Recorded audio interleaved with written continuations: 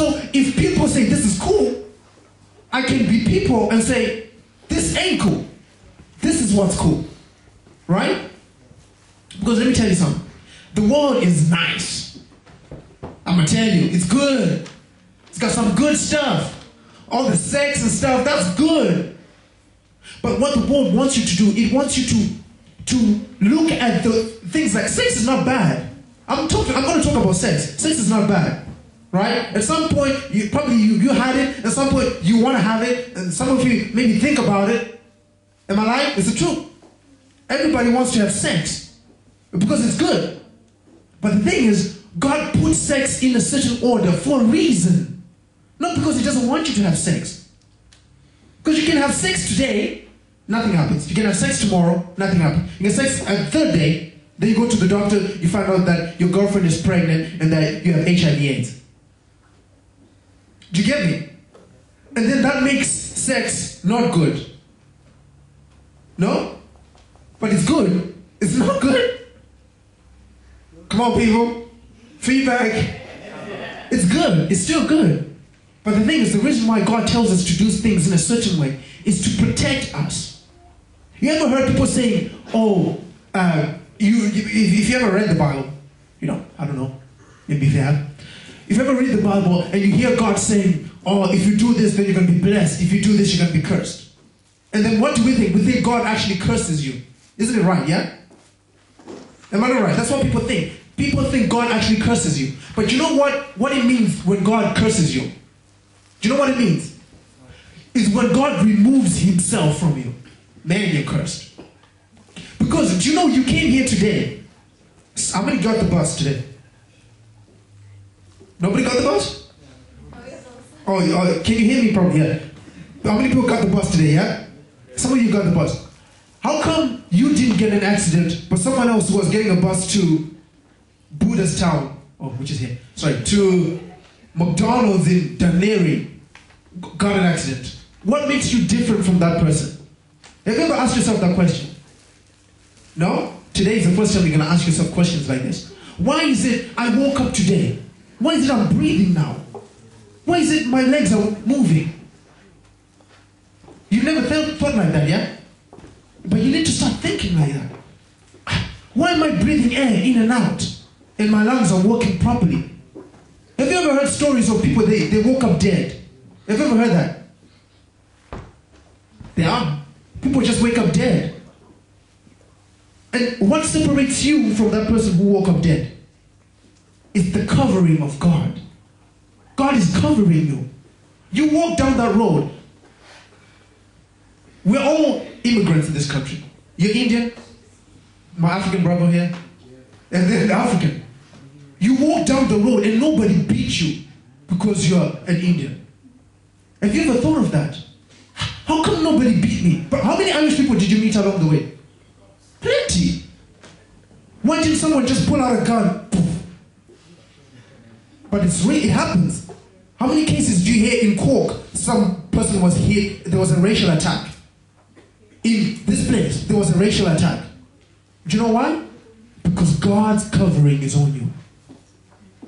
You might not want to believe it, you might not want to accept it, but that's what it is. You might not be walking with God, but your mom who's praying for you means that God's covering is on you because of your mom praying for you. Now, what I'm saying to you now is, thank God my mom is praying for me, but it's enough that my mom is praying for me. I want to start praying for myself. I want to start being responsible for my own actions. You get me? We're all done wrong. I've done wrong plenty of times. That's why even when you hear me praying, I was saying, God, you chose me. I mean, like, I'm the last person. If God chose me, like, a year ago, I probably would say, yeah. Of course, Pastor Thomas asked me to come and preach. What do you mean? You know, I would even ask him, why didn't you ask me sooner? What, you didn't see the anointing on my life? Is that what you're saying? But God had to show me some stuff. He had to prune me. He had to take some stuff out of me. You get me? And then at the last time, the last place in my life where I would think God would ever use me, what does He do? He uses me. You know why? Because God, the Bible says in 1 Corinthians, God uses the foolish things of this world to shame the wise. You look at yourself and you say, I'm a young guy. How am I ever going to stand up like these three guys did? Everyone else is bowing down. That's what everyone is doing. So I might as well go with what everyone else is doing.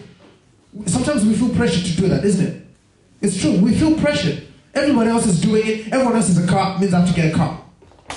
Everyone else is having sex, means I have to have sex. Hey, what's up?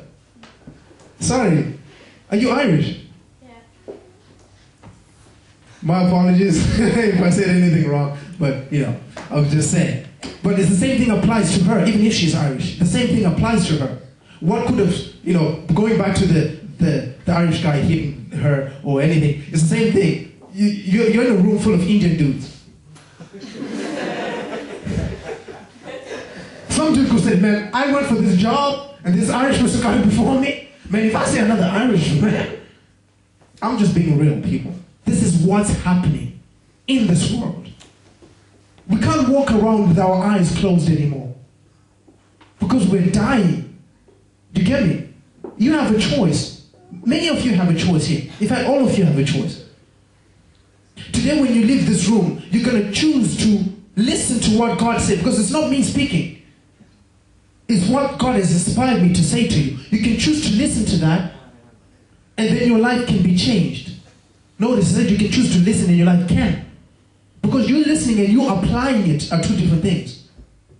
Right? Or you could just say, what this black guy mumbling on about? It's not time yet to go. You have a choice. And the reason why you see me standing here talking to you like this is because I also heard one preacher talking to me like this. Everybody, like he was preaching, hardcore. Like super hard. He was saying stuff like, check yourself. Words like that. Examine yourself. Look at yourself. Why do you want to be a singer? Is it because of God or is it because of yourself? And I'm a singer and I'm like, man, why you gotta go there? Let me just say. And he was being real with me. But until the first day when I listened to this guy, I shut it down. Of course. I'm like, Lord, I'm not ready. I'm not in that season yet. It's not my time yet. Right? But then I went back and I spent the whole day just listening to this. And I started checking myself. And I'm like, man, what am I doing that's displeasing God? Are we all Christians here? Yes. Yeah? We're all Christians. Do we all live like a Christian? Yeah? You follow everything the Bible says, yeah? That's it. That's it. And even myself, not every day do I follow what the Bible says. Not every day. But this is what it's about. This is why Pastor Thomas and his wife and a few other young dudes, they say we're going to have this Youth Aflame 2010. I'm not here to come and shake you or give you an energy drink and leave you running wild and say, oh, now I'm going to do anything that God tells me to do. I'm here to tell you that these guys were human beings like you and me. But I always ask the question, God, what made them say, no, we're not going to bow down to the king? And this is where I'm going next. Let's go to John 15.